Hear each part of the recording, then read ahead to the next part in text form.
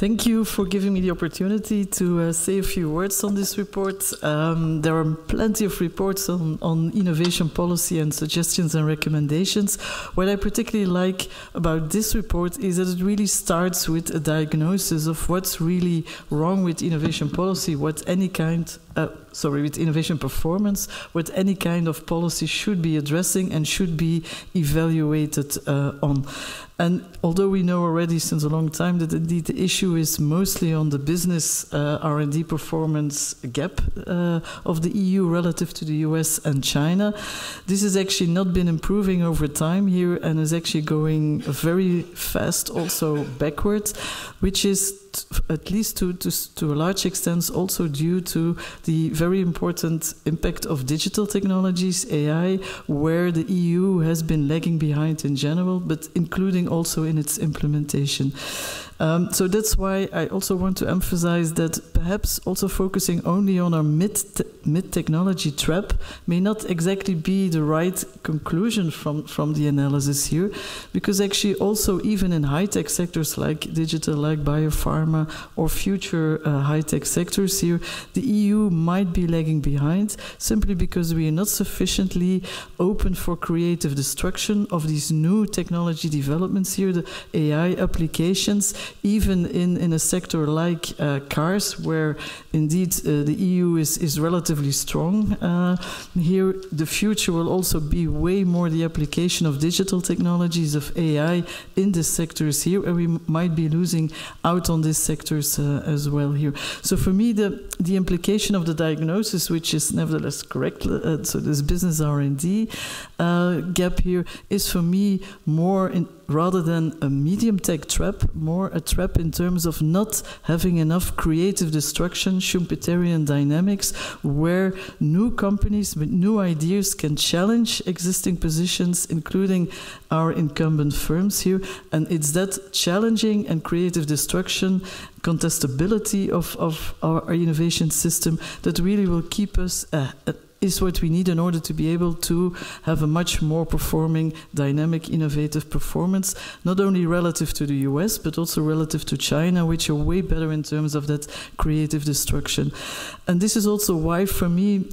the fact that you focus on the framework program and then the EIC also makes sense, because that's really a very critical instrument in order to get that creative destruction, that contestability here, because we really need a lot of new ideas starting up and being able to grow to sufficiently critical scale to be contesting the incumbents and taking up new leading positions, and this in any sector here, so not just only medium tech or high tech, it's in any sector here.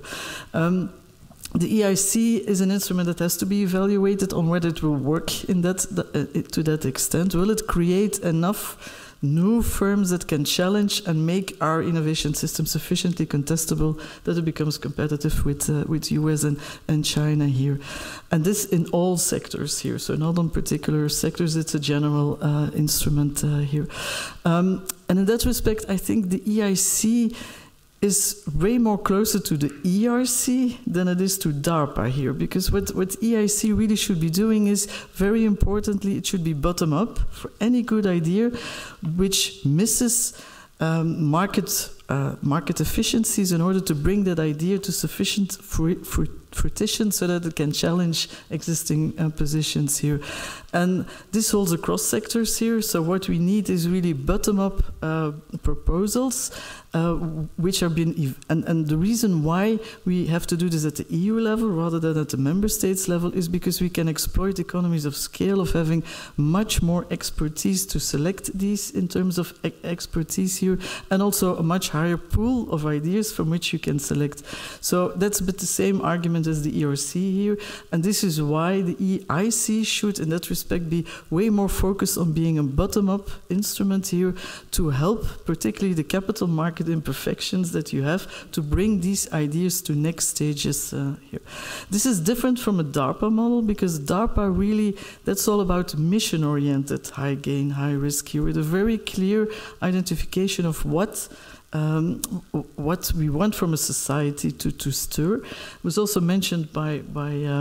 you that increasingly we will be having much more steering of innovation in terms of directions of climate change, strategic autonomy, defense. That kind of steering is something that's also important to have an instrument for that. But I would really separate that from the EIC here, which we also need at bottom up, and then we need a much more mission-oriented type of agencies in various areas where having policy officers with sufficient autonomy are very important to have here, but the autonomy comes at the same time, has to come at accountability with very clear KPIs, and these KPIs have to come from very clear missions here. So that's why I wouldn't mix these two types here and actually think of still, this is a very important part to deal with that innovation deficit that we're having here, but not mixing everything in one instrument here, because then it will be too hybrid in order to be effective here. But in general, we need to experiment, and experimenting means that we have to evaluate whether whatever we have and what we come up with really works or not. So a clear constant evaluation by independent authorities here, and with very clear KPIs identifying on what we need to evaluate, whether it's successful or not, is my suggestion for next.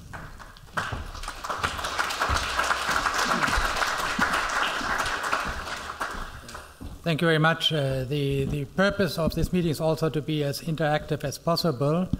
You have now heard several presentations. We have kept them as short as possible. And maybe now it's time for me to be joined by Clemens Fuest, who can then manage the interaction that we'll have, potentially also again involving the people who are online. Thank you very much.